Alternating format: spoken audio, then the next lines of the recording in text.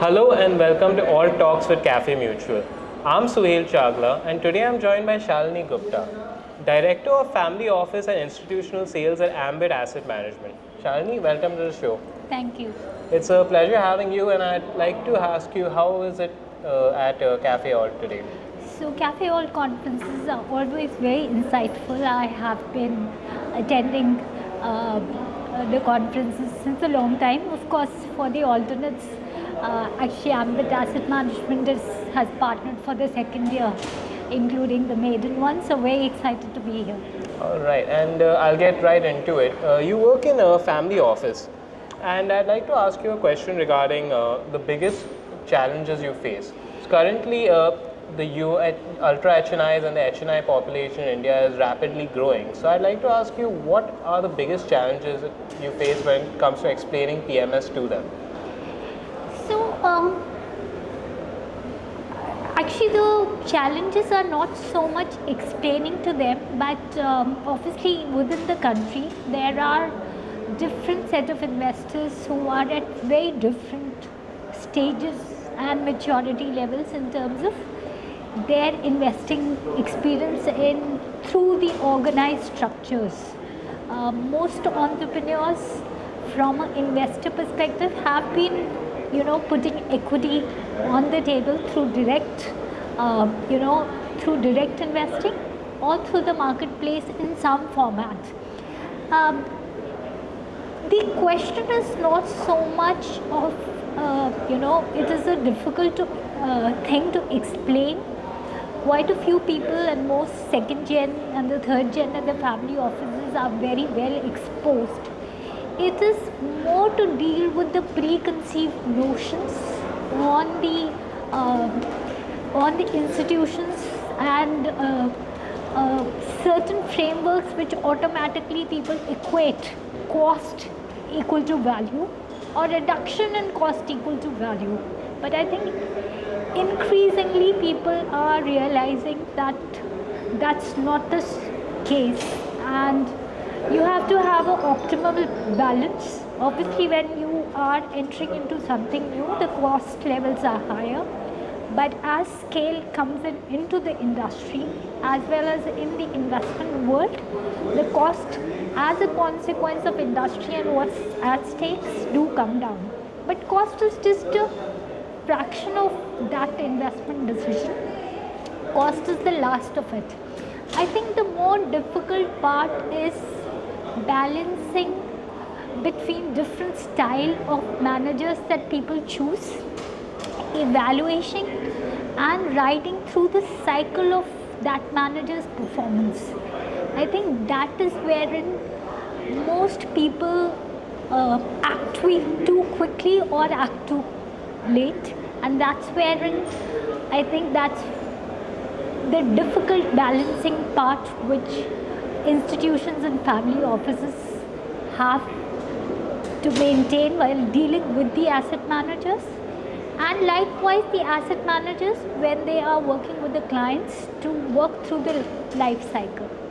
Okay, right. And you spoke. Long answer to a short question. No, it's a great answer. And you spoke about frameworks in there, and I'd like to ask you a question regarding. SEBI has recently said that they want better disclosures and comparability in PMS and AIF. So, as someone from the asset management side, what for you would be a better reporting framework? So, I think the reason alternates are there in place, or rather a proposition against the mutual fund is against a very standardized to a more flexible format. In terms of disclosure, I think the PMS framework requires maximum disclosure because the DMAT and everything is in the name of the client. So I think more than disclosures, what SEBI is looking for better access of the public on a homogeneous framework wherein they can evaluate the managers, and more details on the managers is what I think SEBI's objective would be when it comes to from the manufacturer side. So there is so that some investors are not left feeling short when they evaluate. Now, obviously, when the markets are abundant and expansive and have grown rapidly, certain amount of risks are bound to come in. That's the nature of the business when you're investing. Firstly, investing is a game of probability, and there are no absolute answers to investing, right? I think more effort from SEBI has to be on the financial literacy part versus regulation. Right. One of the things we also have to improve is intermediation, and platform like yours which act as frameworks wherein the manufacturers can present their thought process and their investment frameworks and their thinking and their products to investors on a neutral platform versus a distribution platform. So I think literacy, awareness, what happened on the mutual fund side to also happen on the alternate side is, I think, would be the ask rather than disclosures. People have been disclosing. It is just that I think the regulator wants a more homogeneous form of disclosures, which is not necessary for alternates. The idea of alternates is not as structured as a mutual fund. Right? That is the whole piece of alternates. More flexible. Right? So over-regulating, I think, would kill it. That's my thought. Of course, the regulator has a different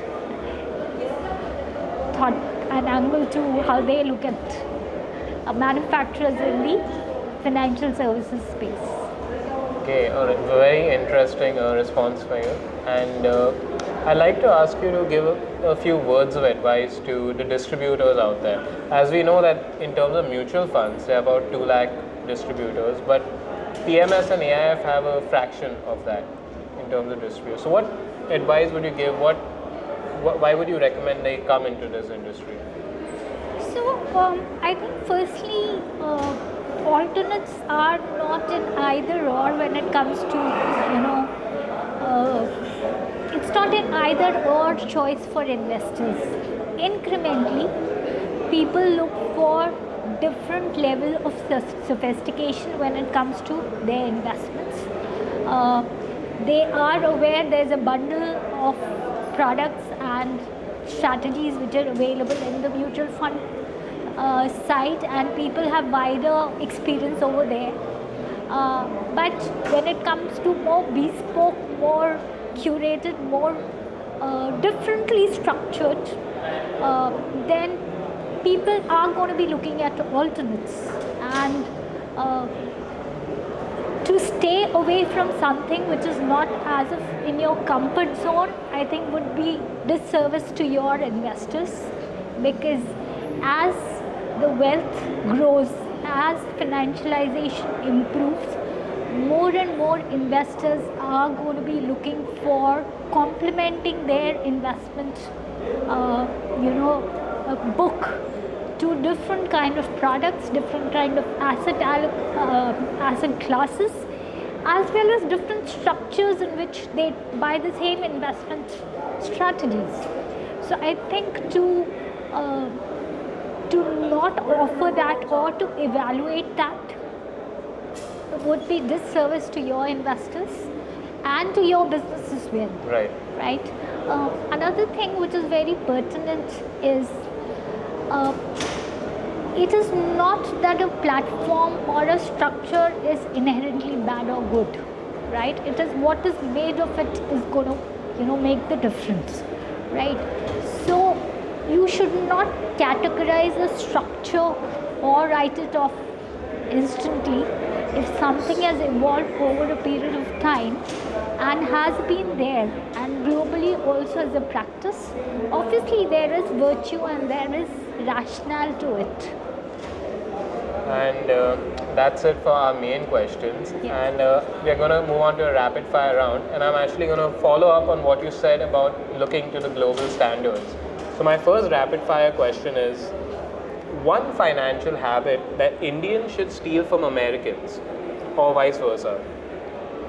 So I think one financial habit Indians should look at from Americans is their ability to make investments in those forward-looking technologies and companies and people who bring that revolutionary change. I think that from the Indian context is what we wish for, but if that those companies that we wish would be from India, we also need to invest in those kind of companies. Obviously, those kind of risks are a portion of your investments. Those are not gambling risks; they are probability risks. So you need to do your due diligence. Investments have to be calibrated according to your risk appetite.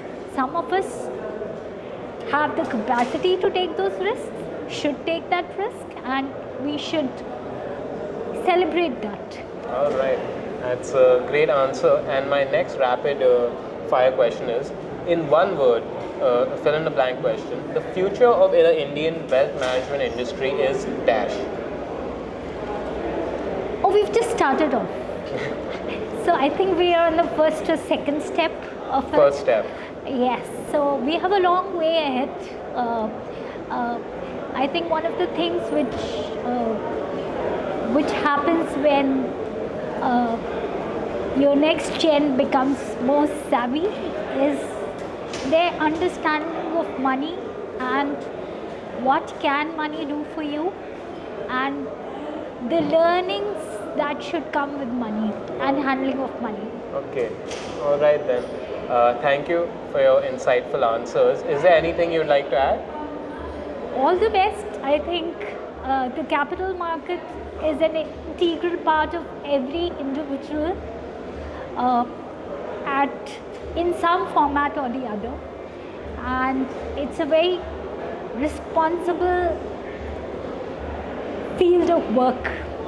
So I think that fiduciary responsibility is something we should carry very well, and that's the message to the community. All right then. Well, thank you for joining us on All Talks, and I'm sure the viewers watching at home learned a lot from you, Shalini. And that's it for this time on All Talks. We'll see you next time with many more leaders of the industry. Goodbye.